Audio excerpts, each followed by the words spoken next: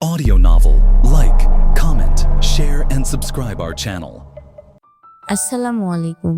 এখন বলবো ইলমা বিহিরিজের লেখা উপন্যাস আমি পদ্মজা, পর্ব 7। পাঠে আমি মারিয়া। হেমলতা তীক্ষ্ণ দৃষ্টি মেলে দুই মেয়েকে দেখেন, 3টা ছিদ্র দেখেন। এরপর দৃষ্টি শীতল করে বললেন, শুটিং দেখছিলি? পদ্মজা বাধ্যের মতো মাথা ঝাঁকালো। হেমলতার রাগ হলো না। তিনি চৌকিতে বসে প্রশ্ন ছুড়লেন, ছিদ্রর বুদ্ধি পূর্ণার? প্রশ্নটা শুনে পূর্ণার গলা শুকিয়ে আসলো। 1 ফোঁটা পানির দরকার, নয়তো দম বেরিয়ে যাবে। পদ্মজা চৌকিতে চোখ তুলে তাকালো, অসহায় কণ্ঠে বলল, আম্মা আর হবে না। পূর্ণাকে কিছু বলো না, ওর দোষ নাই, আমি। হেমলতা পদ্মজাকে কথা শেষ করতে দিলেন না। প্রেমাকে ডেকে জিজ্ঞাসা করলেন, প্রেমা, তোর আব্বা কই? উঠানে গিয়ে বলল, আমি ডাকছি। হেমলতা পদ্মজাকে কথা শেষ করতে দিলেন না। প্রেমাকে ডেকে জিজ্ঞাসা করলেন, প্রেমা, তোর আব্বা কই? উঠানে গিয়ে বল, আমি ডাকছি। প্রেমা ছুটে গেল, আবার ছুটে আসলো। হেমলতা বারান্দা পার হয়ে চুলার দিকে এগোলেন। তখন মোর্শেদ আসলেন। কি হয়েছে, ডাক কেড়ে? লাহারি ঘরে একটা জানালা করে দাও। মেয়েদের চৌকির পাশে কাঠ আছে, মুরগির খোপের কাছে। কি জন্যে? আমি চাইছি তাই। না পারলে বলো, অন্য কাউকে ডাকবো। তেরা কথা কন ছাড়, আমার তোমার সাথে ভালো করে কথা বলতে ভালো লাগে না। লাগবো কেরে? তোমার তো আমারে পছন্দ না। তোমার পছন্দ বিলাই চোখা বেটা ছেঁড়া রে। অহেতুক কথা বলো না। মাসের পর মাস কোথায় কোথায় থাকো তা আমার অজানা নয়। রোগ ধরলেই লতার কথা মনে পড়ে। মোর্শেদ মিনিট খানিক রাগ নিয়ে তাকিয়ে থাকলেন। মোর্শেদ ঘন্টাখানিক সময় নিয়ে 2 ফুট উচ্চতার জানালা করলেন। পদ্মজা পূর্ণা হতভাগ, সেই সাথে খুশি।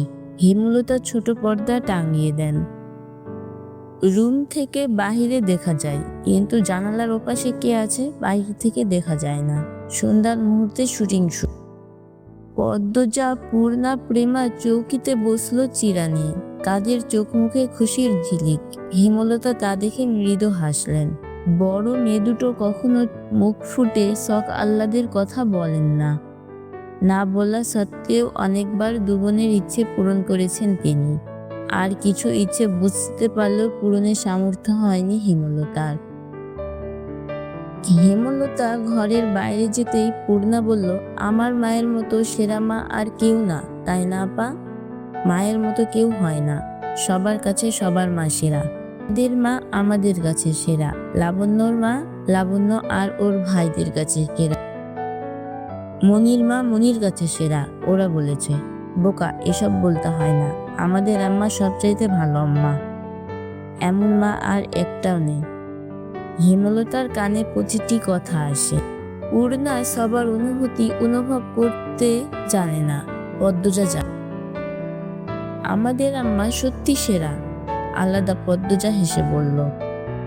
পূর্ণা জানালার বাইরে চোখ রেখে প্রশ্ন করল, আপা, চিত্রা দিদিরে কেমন লাগে? আপা, চিত্রা দিদিরে কেমন লাগে?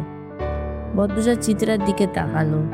ছাই রঙা শাড়ি পরা, হাতে কালো রঙের ঘড়ি, ফুল হাতা ব্লাউজ, শালীন তবে সর্বাঙ্গে আধুনিকতার ছোঁয়া।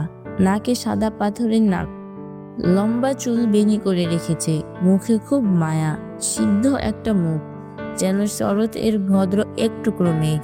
পদ্মজা বলল, আমার দেখা দ্বিতীয় সুন্দরী মেয়ে মানুষ চিত্রা দেবী। পূর্ণা আগ্রহ নিয়ে জানতে চাইল, প্রথম কে? পদ্মজা কণ্ঠ খাদে নামিয়ে মোহময় কণ্ঠে বলল, আমাদের আম্মা। হেমলতার বুক শীতল সিদ্ধ কোমল অনুভূতিতে ছেয়ে গেল। পদ্মজা এত সুন্দর করে আমাদের আম্মা বলেছে, হেমলতা এই প্রথম শুনলেন। তিনি সুন্দর, ভুবন মোহিনী রূপসীর মুখে শুনলেন। এই আনন্দ কোথায় রাখবেন তিনি? কেন ছেলে মানুষের অনুভূতিতে তলিয়ে যাচ্ছেন তিনি? প্রেমা অবাক স্বরে বলল, আম্মা তো কালো। চিত্রা দিদির চেয়ে সুন্দর কিভাবে? এভাবে বলছিস কেন প্রেমা? তুই ফর্সা হয়ে গেছিস বলে কালোকে ভালো মনে হয় না? পূর্ণা গম গম করে উঠল। প্রেমা ভয় পেল। পদ্মজা বলল, পূর্ণা বকছিস কেন? প্রেমা কত ছোট, ও কি সুন্দরের গভীরতা বুঝে? ও খালি চোখে ফর্সা কালোর তফাৎ দেখে। এর গভীরতা তো আমিও বুঝি না। পূর্ণার কণ্ঠে ভারী নিষ্পাপ শোনালো। পদ্মজা এদিক ওদিক তাকিয়ে দেখল হেমলতার উপস্থিতি। এরপর বলল, আম্মার রং কালো, কিন্তু সৌন্দর্যের কমতি নেই। আম্মাকে কখনো এক মনে দেখিস, বুঝবি। আমাদের আম্মার চোখ দুটি গভীর, বড় বড়, পাতলা মিশ্রণ ঠোঁট। আম্মার ঘন চুলের খোপায় এক আকাশ কালো মেঘ। আম্মার শাড়ির কুচির ভাঁজে আভিজাত্য লুকোনো। আম্মা যখন তীক্ষ্ণ চোখে আমাদের দিকে তাকান, তখন মনে হয় বিরাট বড় রাজত্বের রানী তার পূর্বপুরুষের ক্ষমতা প্রকাশ করেছেন তীক্ষ্ণ দৃষ্টি নিয়ে। এত কিছু থাকা সত্ত্বেও কি আম্মা আমাদের দেখা প্রথম সুন্দর মানুষ হতে পারে না? পদ্মজার প্রতিটি কথা পূর্ণার ওপর ভীষণ প্রভাব ফেলল। প্রেমা চোখ পিটপিট করে কিছু ভাবছে। পূর্ণা বলল, হতে পারে। কাল থেকে আমি আম্মাকে দেখব মন দিয়ে। আমিও। প্রেমা পূর্ণার দলে ঢুকলো। হেমলতার চোখ বেয়ে দুফোঁটা জল গড়িয়ে পড়ল। এই কালো রঙের জন্য ছোট থেকে সমাজের তুচ্ছ তাচ্ছিল্য হয়ে এসেছেন। কত লুকিয়ে কাঁদা হয়েছে, কত করে চাওয়া হয়েছে কেউ সুন্দর বলুক, কিন্তু সেই কপাল কখনো হয়নি।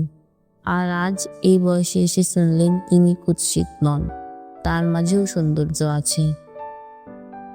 জন্মদাত্রী মা কালো রঙের জন্য গরম চামচ দিয়ে পোড়া দাগ করেছিলেন ঘাড়ে, আর গর্ভের সন্তান আজ সেই অনুচিত কাজের জবাব দিল।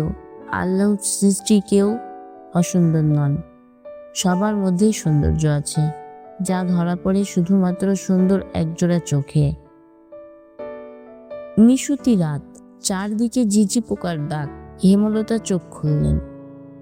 হুট করে ঘুমটা ভেঙে গেল। অষ্টনিদ্রায় ইঙ্গিত করছেন কোনো ষড়যন্ত্রের। লাহারি ঘরের ডান পাশে দুজোড়া পায়ের আওয়াজ। হেমলতা বুক কেঁপে উঠল। তিনি দ্রুত উঠে বসেন। দু চোখের মাঝের পর্দা সরিয়ে দেখেন পদ্মজার অবস্থান। পদ্মজাকে ঘুমাতে দেখে আটকে যাওয়া নিঃশ্বাস ছাড়েন। পায়ের আওয়াজ একদম পাশে শোনা যাচ্ছে। হেমলতা তীক্ষ্ণ দৃষ্টি নিয়ে ডান পাশে তাকান। গাঢ় অন্ধকার ছাড়া কিছু